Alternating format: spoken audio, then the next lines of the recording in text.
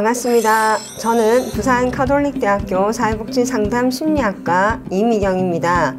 오늘은 양극성 장애에 대해서 살펴보려고 하는데요. 양극성 장애 여러분에게는 좀 낯선 이름일 수도 있는데 조울병, 조울증이라는 이름으로 우리한테 더 잘 알려져 있는 병이죠. 이거에 대해서 좀 더 자세하게 살펴보겠습니다. 제가 오늘 여기에 오는 길에 지나오다 보니까 벚꽃이 제법 피어 있더라고요. 여러분은 이런 봄이 다가오면 어떤 느낌이 드시나요? 이런 저처럼 꽃을 보면서 굉장히 기분이 좋아진다거나 따스함이나 나들이, 활력 이런 느낌이 드시는 분들이 계실 겁니다. 그러나 또 일부의 분들은 아마도 봄이 되면서 피로감을 느끼고 불면에 시달리고 무력감을 느끼고 두통을 경험하는 이런 어려움을 호소하는 분도 계실 거라고 생각을 합니다. 왜냐하면 이런 일조량이라든가 온도는 우리의 생체에 영향을 주어서 기분에도 상당한 영향을 주게 됩니다. 그래서 겨울에서 봄으로 넘어가는 시점에 일조량의 변화라든지 기온의 변화에 따라서 우리는 상당한 기분의 변화를 가져오게 됩니다. 이런 기분의 변화들 중에서 일부의 사람들은 굉장히 기분이 들뜨는 상태와 기분이 굉장히 우울한 상태를 왔다 갔다 하는 경우들이 있거든요. 우리가 이런 걸 양극성 장애 조울병이라고 하는데 이거와 관련된 동영상 하나를 보도록 하겠습니다. 어느덧 봄이 우리 곁에 성큼 다가오고 있습니다. 그런데 혹시 마음이 들뜨고 갑자기 의욕이 넘쳐서 봄 때문인가 하고 의심하시는 분들도 계실 텐데요. 과거에 우울증을 앓은 적이 있다면 주의해야겠습니다. 어떤 이유에선지 김백상 기자가 알아봤습니다. 날씨가 따뜻해지면서 평소와 다르게 의욕도 사라져 우울함을 호소하는 사람들이 늘어나고 있습니다. 잠을 안 자도 피로를 못 느끼고 의욕이 앞서 충동적으로 무모한 일을 벌였다가 다시 깊은 좌절감에 빠지기도 합니다. 이런 증상으로 일상생활에 영향을 받는다면 흔히 조울증으로 알려진 양극성 장애를 의심해 볼 수 있습니다. 우울증을 경험한 사람 가운데 기분이 좋아지는 가벼운 조증 증상을 겪었다면 조울증을 의심해 볼 수 있습니다. 조울증은 만성질환으로 꾸준한 약물 치료와 관리가 필수입니다. 조울증은 재발이 쉽지만 꾸준히 치료받으면 일상생활에 문제가 없습니다. 규칙적인 생활 습관도 증상 조절에 도움이 됩니다. 매경헬스 김백상입니다. 앞선 동영상에서 나타난 양극성 장애 조울증은 기분이 우울한 상태와 기분이 들뜨는 상태가 반복적으로 나타나는 걸 조울병이라고 얘기를 한다고 하고 있습니다. 이런 기분의 변화가 하루에도 여러 번 나타나는 사람도 있고요. 일주일에 몇 번씩 나타나는 사람, 수개월 동안에 나타나는 사람, 그 양상은 굉장히 다양하다라고 합니다. 그러나 일정한 기간에 들뜨는 상태인 조증이 있다면 우울증을 나타낸다고 하더라도 우리는 그 상태를 조울병이라고 보는 것들이 합당하다라고 얘기를 하고 있고 인구의 1% 정도가 경험하는 그런 질병이라고 얘기를 합니다. 그림에서와 같이 우울증과 조증의 상태가 반복적으로 나타나는 게 양극성 장애라고 얘기를 한다면 보통은 우울한 상태가 더 많이 지속이 됩니다. 많게는 한 30배 정도 우울증의 상태일 때가 더 많다라고 얘기를 하거든요. 그래서 가끔은 이 양극성 장애가 우울증이랑 혼동되는 그런 경우들도 굉장히 많이 있습니다. 그러나 지금 당장 70% 이상의 우울 상태에 놓여 있다 하더라도 과거에 조증을 앓았던 경험이 있다면 양극성 장애, 조울병으로 바라보고 이들을 돕고 치료하는 것들이 필요하다고 볼 수 있습니다.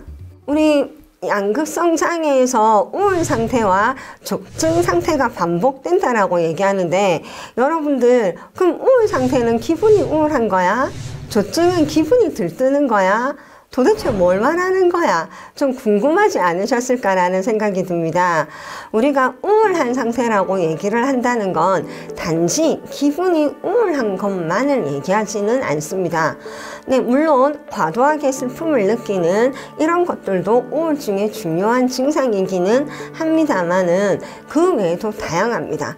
예를 들면 활동에 대해서 흥미를 잃어버린다거나 느려진다거나 또는 너무 많이 먹거나 너무 적게 먹거나 식욕의 변화가 오거나 이 식욕의 변화에 의한 체중의 변화가 오거나 또는 수면도 증가하는 경우도 있지만 누워있는 시간은 많은데 자는 시간은 감소하는 이런 수면의 변화 이런 것들도 중요한 우울 상태의 증상이라고 얘기를 할 수 있고요.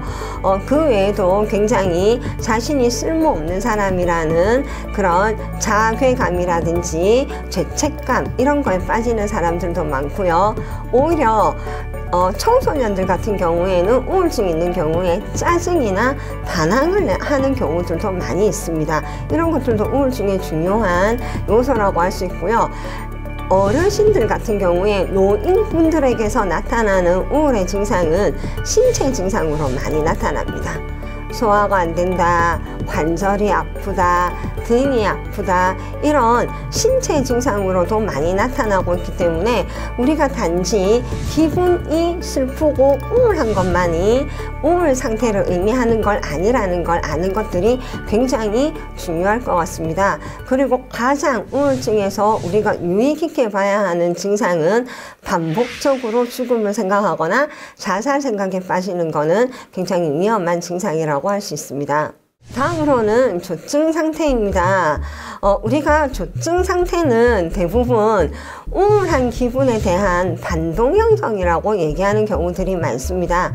내가 기분이 너무 우울해서 견디기 힘들기 때문에 유쾌한 기분으로 나의 기분을 반동시켜 나가는 이런 게 조증 상태라고 얘기를 하는데요.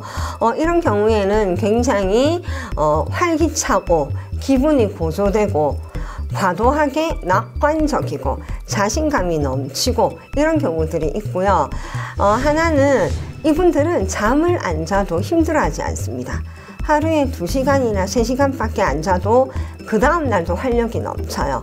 이런 문제가 있고요. 또 하나는 자존감 또는 자신감이 비현실적으로 높게 나타나는 경우들이 있습니다. 이런 경우에 의해서 어떤 문제가 생기냐면요. 과도한 소비를 하세요. 여성분들은 백화점에 가서 굉장히 카드를 많이 끊고요. 남자분들 같은 경우에는 술값을 굉장히 과도하게 쓰십니다. 이런 문제들이 좀 일어나게 되고요. 화려한 옷 이런 것들을 굉장히 좋아하고 말과 행동이 빨라집니다. 우울 상태가 말과 행동이 느리다면 조증 상태에서는 말과 행동이 굉장히 빨라진다라고 얘기를 하고 있고요.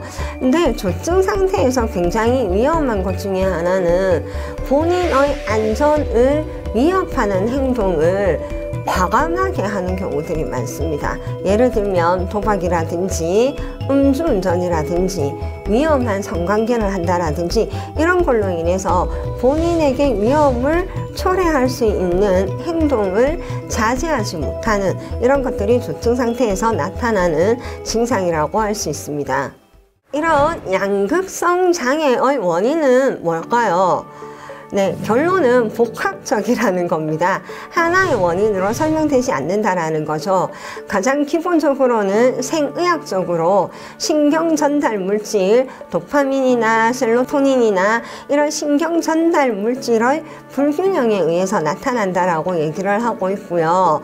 그러나 우울증에 대한 반동 형성으로 조증이 나타난다라고 한다면 우울증에 영향을 주고 있는 다양한 심리학적인 원인들도 있다라고 보여지고요. 또 간혹은 이런 양극성 장애가 갑상선 문제와 같은 건강 문제와도 관련되어 있는 경우들이 있을 수 있습니다. 그래서 이런 개인의 취약성하고 사회 환경적인 요소가 맞물려 들어갈 때 양극성 장애가 나타난다라고 해서 복합적 원인이라고 얘기를 하고 있습니다. 양극성 장애는 굉장히 치료가 잘 되는 정신질환입니다. 그래서 우리가 조기에 발견하고 조기에 개입하는 게 굉장히 중요합니다. 아까 우리가 앞서 살펴봤던 증상들 중에서 본인을 위험하게 하는 자살 행동이라든지 또는 조증 상태에서 위험한 행동을 요구하는 그런 상황에서는 단기적인 입원 치료도 필요할 수 있습니다. 그리고 리튬이나 항우울제, 항불안제와 같은 약물 치료를 통해서 기분 변화와 같은 증상은 굉장히 빨리 안정화될 수 있기 때문에 우리가 조기에 발견하고 치료하는 것들이 굉장히 중요합니다. 이런 증상이 완화되고 난 이후에는 이분들의 기분 변화에 영향을 주는 심리적인 원인에 대한 이야기를 들어주는 이런 상담 치료들이 도움이 될 수 있고요. 이 병을 스스로가 관리할 수 있도록 병의 경과나 치료에 대해서 알려주는 교육들이 많은 도움이 될 수 있습니다. 양극성 장애는 재발을 많이 하는 만성 질환이라고 할 수 있습니다. 그래서 우리가 지속적으로 관심을 가지고 지속적으로 치료에 임하는 것들이 굉장히 중요하고요. 다시 재발을 했을 경우에는 실망하기보다는 원래 이 병이 이런 재발을 자주 할 수 있는 질병이기 때문에 여러분들이 너무 염려하지 않고 지속적으로 유지치료를 받는 것들이 중요하다고 볼 수 있습니다. 네, 우리의 마음에는 우울감과 유쾌함이 모두 존재합니다. 그래서 이 유쾌함과 우울함이 잘 조화롭게만 발휘되어질 수 있다면 굉장히 정신건강에 필요한 요소라고도 할 수 있습니다. 감정을 느끼지 못하는 것보다는 나의 우울감과 유쾌함의 감정을 느끼는 것들이 훨씬 중요할 수 있거든요. 우리가 봄이 되면은 꽃이나 나무를 키우기 위해서 물을 주지 않습니까? 우리 봄이 되었을 때 여러분들이 규칙적인 수면을 취하고 규칙적인 식사를 하시고 적절한 운동을 하고 내가 힘든 것들을 다른 사람에게 도움을 요청하고 나의 어려움을 다른 사람의 상담을 통해서 지시를 받고 이런 여러분의 정신 건강을 돌보는 여러 가지 활동들을 통해서 꽃이나 나무를 키우듯이 여러분의 정신 건강을 지켜나갈 수 있는 그런 봄이 되었으면 좋겠습니다. 다음에는 또 좋은 정신 건강과 관련된 주제로 찾아뵙도록 하겠습니다. 감사합니다.